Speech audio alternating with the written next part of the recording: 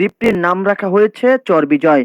প্রায় 5,000 একরে এই চরে দিন দিন পর্যটক বাড়ছে। পটুয়াখালীর কুয়াকাটায় সমুদ্র সৈকত থেকে 40 কিলোমিটার দক্ষিণ পূর্ব কোণে বঙ্গোপসাগরের বুক চিরে জেগে ওঠা দ্বীপ চর বিজয়, যা দেশের পর্যটন খাতে নতুন সম্ভাবনার হাতছানি দিচ্ছে।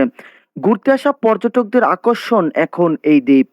অনেক দিনের ইচ্ছা ছিল, অনেক আগের থেকে শুনছি চর বিজয়ের কথা।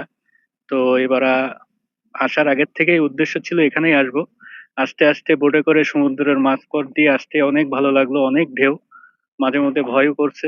আসার সময় অনেক অতিথি পাখি দেখলাম। চর বিজয়ে নামার পরে তো মনোমুগ্ধকর একটা জায়গা। এখানে যখন নামলাম, নামার সাথে সাথে দেখলাম বিচে লাল কাঁকড়া এমন ভাবে বিচরিত হয়ে আছে যে বীজগুলো পুরো লাল দেখাচ্ছে। আর অতিথি পাখির আগমনে দেখাচ্ছে চর বিজয়টা জায়গাটা আরো অনেক সুন্দর হয়ে উঠছে। আপনারা যারা কুয়াকাটায় বেড়াতে আসবেন অবশ্যই চরবিজয় আসবেন, না হলে আপনারা সেন্ট মার্টিনের চেয়ে কম কিছু এখানে দেখবেন না। চর বিজয়ের দৈর্ঘ্য 15 কিলোমিটার আর প্রস্থ 4 কিলোমিটার এলাকা জুড়েই জেগে উঠেছে দ্বীপটি।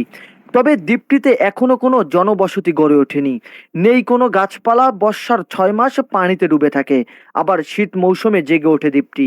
বালুকণার সাথে চোখ ধাঁধানো লাল কাঁকড়া আর অতিথি পাখিদের ছুটে চলা। চরটি ঘিরেই জেলেদের জীবন জীবিকা।